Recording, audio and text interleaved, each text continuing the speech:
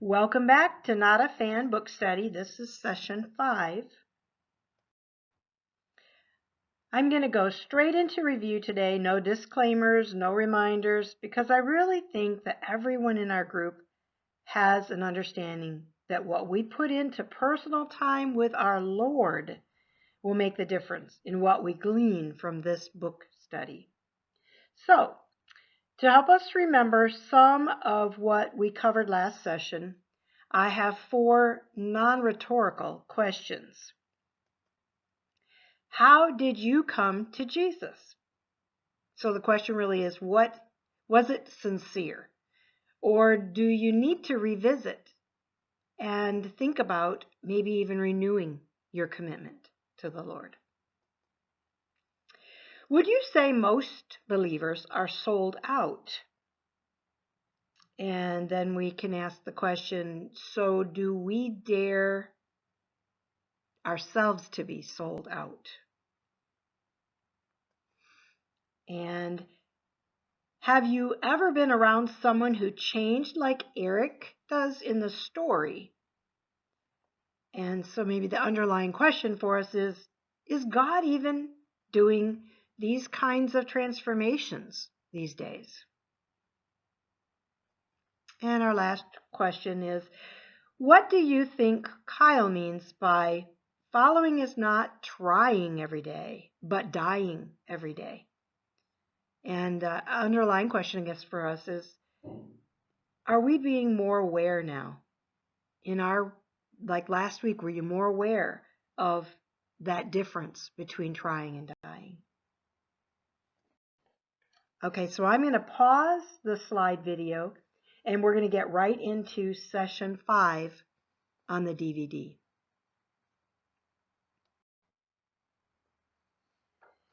All right, let's start our discussion time with these questions. We want to know how everybody's week went. Did you find yourself thinking about how you share Jesus with others? Like, for instance, did you do any sales pitching? Have you noticed any sold out believers? Did you meet anyone who had a transforming testimony like Eric? Did you find yourself doing less trying and more dying? So we're going to open that up to anybody to make your comments kind of how your week went.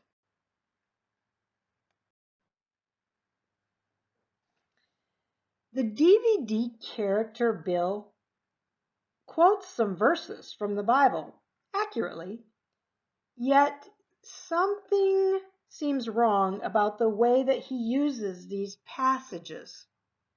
What is it?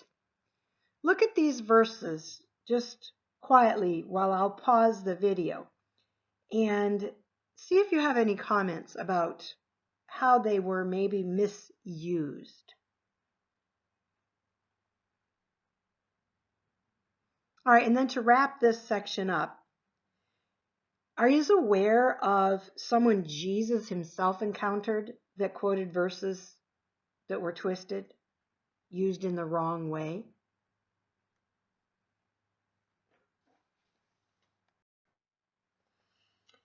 So this session, we have a few more questions for discussion regarding the DVD than we normally would have or we've ever had before. So I will pause the video so that we can discuss 3 questions. This is the first. How can someone end up like Bill, knowing so much of the Bible, yet so little of the grace and love of Jesus? Who did Jesus encounter that was like Bill?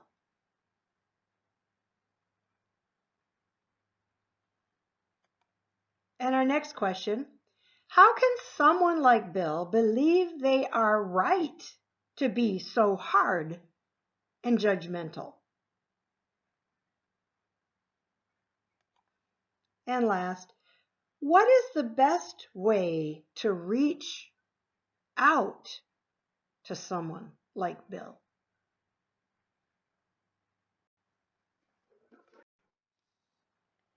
Well, our passage for this session is Matthew 23, 1 through 12. I'll read as usual and come back to discuss the boldened words afterwards. Then Jesus spoke to the multitudes and to his disciples, saying, "The scribes and the Pharisees sit in Moses' seat. Therefore, whatever they tell you to observe, that observe and do. But do not do according to their works, for they say and do not do. For they bind heavy burdens, hard to bear, and lay them on men's shoulders. But they themselves will not move them with one of their fingers. But all their works they do to be seen by men. They make their phylacteries broad and enlarge the borders of their garments. They love the best places at feasts, the best seats in the synagogues, greetings in the marketplaces, and to be called by men, Rabbi, Rabbi." So now look at verse 3 in bold. "Whatever they tell you to observe, that observe and do. But do not do according to their works, for they say and do not do." I have a non-rhetorical question on this. Do we ever act the same? Do we ever spout off what we know that we are supposed to do, but meanwhile, we don't practice it?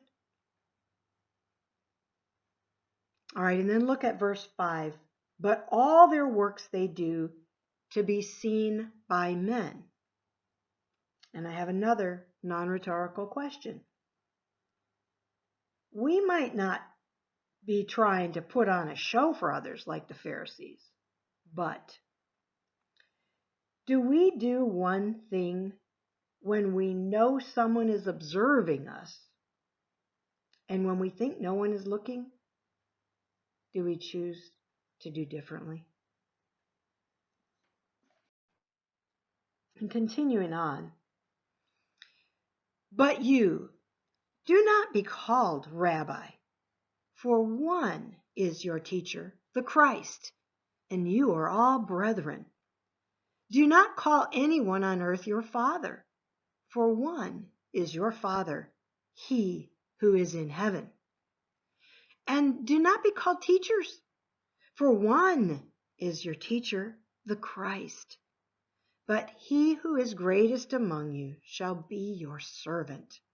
And whoever exalts himself will be humbled, but he who humbles himself will be exalted." So verse 12 there, the bold. "And whoever exalts himself will be humbled, and he who humbles himself will be exalted."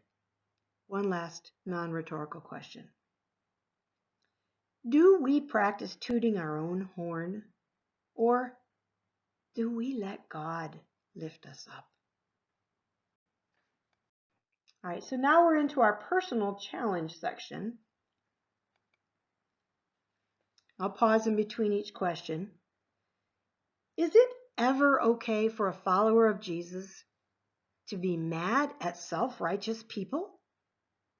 If you were a total follower of Jesus, would you have more anger or less? Our next question. Why do people settle for religion? Why is it easier to follow rules than to follow Jesus? What would you say is at the core of Christianity? Traditions, rules, a relationship with Jesus, or something else? And what about at the core of your personal relationship with Jesus? All right, so we have a couple more questions for personal challenge, and that's all, and then we'll be done. What is your most prominent feeling as you follow Jesus? Guilt, joy, fear, love, frustration, excitement, and I kind of added in there failure. Is that feeling tied more to a relationship with Jesus or to a perception that you must follow certain rules? And our last question. For you, is your faith more no, no, no, or yes, yes, yes?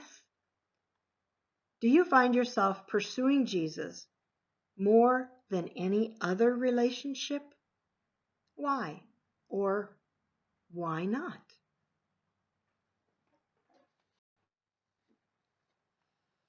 So the Not a Fan Leader's Guide suggests approaching our closing prayer time differently this session.